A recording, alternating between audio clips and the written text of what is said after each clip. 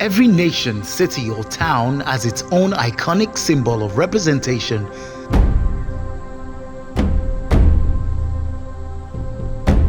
In Lagos, Nigeria, the story is no different.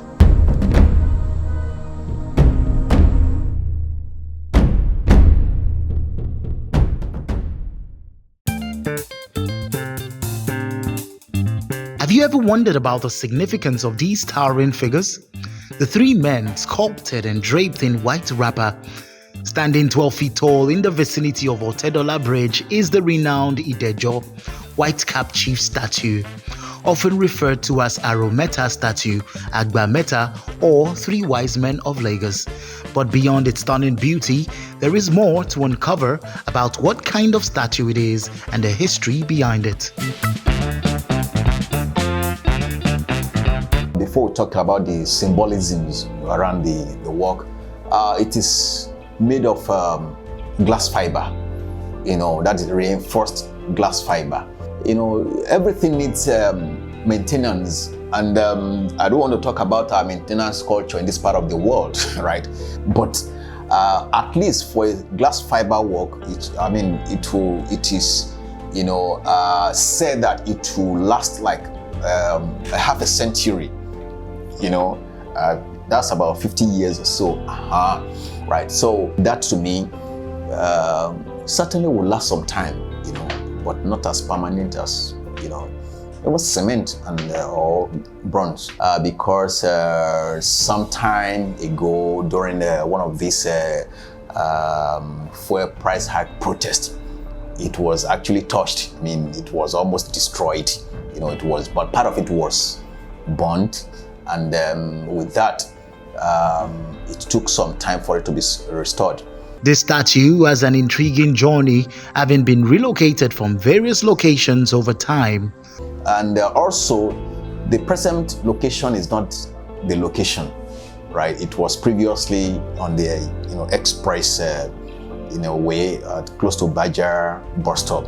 Before it was removed, there were some insinuations about that it was responsible for this, was responsible for that. So I think with that, eventually it was relocated to its present location now. And I want to say that they're also thinking of relocating it. Yeah, right. Because if you look at where it's located, I think it's hidden, right? So the essence of that monument is to kind of welcome people, visitors, people to Lagos, right? And so with that, I think where it's located now is hidden. So the need to bring it out there is also important. Originally designed by late Dr. Bodun Shodeinde in 1991, the statue was first placed at 7-Up Toll Gate along Lagos-Ibadan Expressway and later moved to Agba-gba. Dr. Bodun Shodeinde is a disciplinarian and he loves punctuality. When it comes to getting things done, he wants it to be done promptly and well done. He has a taste for excellence.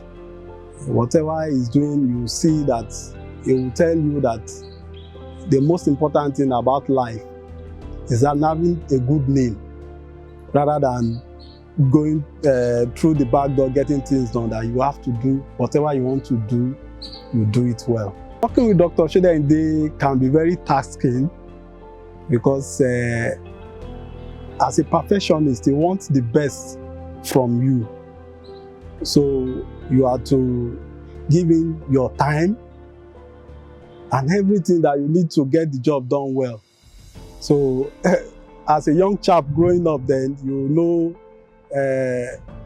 there's a lot of things that I want to bring you back, but he will tell you, no, that's not how I want it to be done. This is how I want it to be done. And he will practicalize it for you to see how he wants it to be done.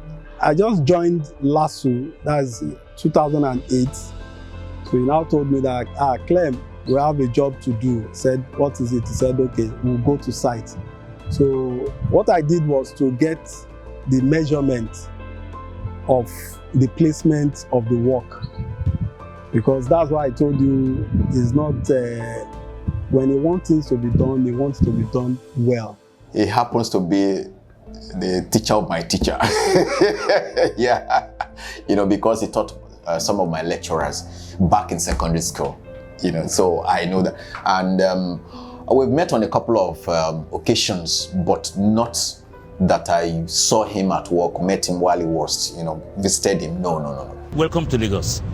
How do I represent that concept properly? That led me to the Oba of Lagos, whom I asked, hey, please Oba, how do you do, when people are coming into your domain to greet you, how do you achieve that? What must be done? He said he will send emissaries. See, the Benin and Lagos, I'm talking about the monarchy of Benin and the monarchy of Lagos, share a commonality. That commonality is they are being draped in white garments, especially the one you wrap around the body.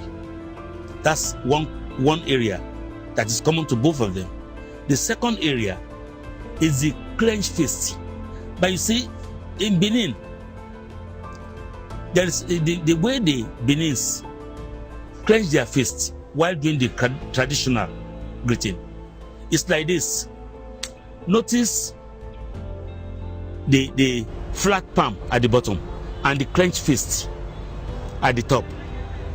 You see, the clenched fist is not like this. It's like this. It's not the way the boxers box. So that's a common feature also.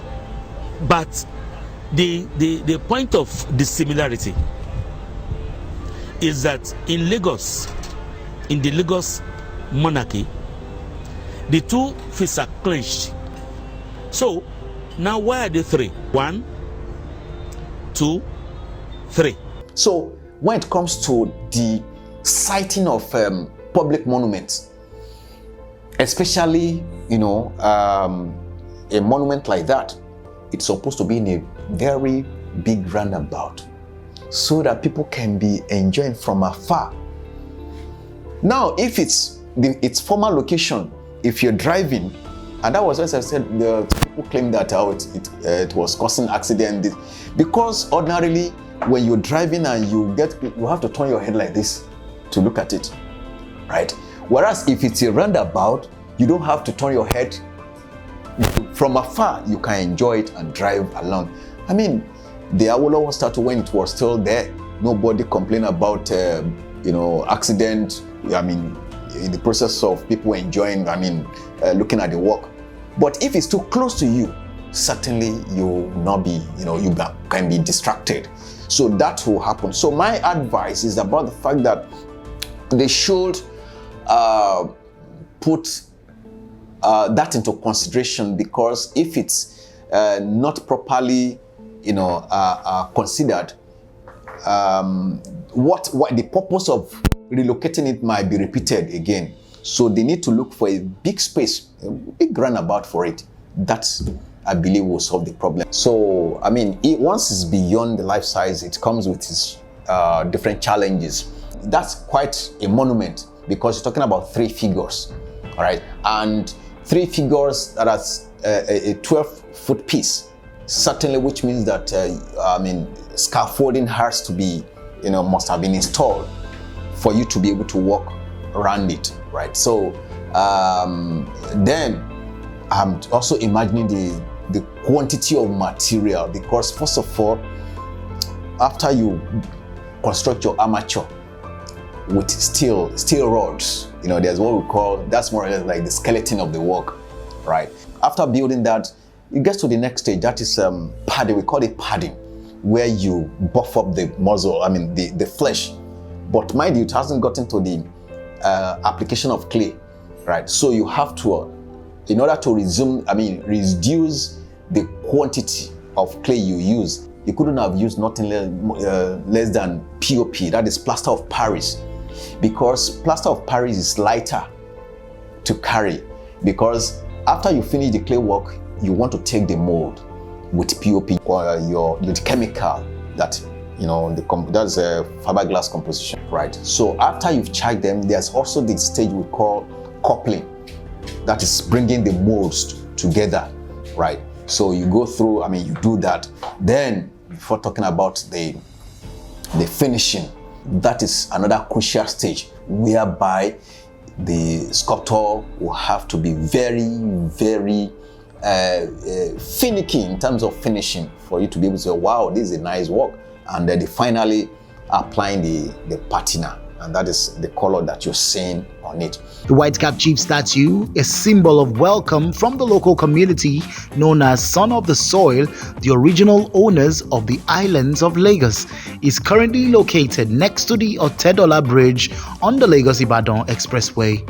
Unfortunately, the statue is in position where newcomers to Lagos can easily see it, which was its original purpose. Still standing strong, the statue embodies the spirit of an accommodating Lagos, a place open to all who desire it. We hope that when it is relocated, it finds a more prominent home where it can truly shine, fulfilling its welcoming role with grace and beauty for generations to come. But the most important thing is that if you come in from another environment, from another culture, we all know that there could be culture shock. So all you need is to learn about the culture of the people, right? Then you get to know about why those figures, those chiefs, why they maintain those. But whether you like it or not, what it simply means is that welcoming you to Lagos.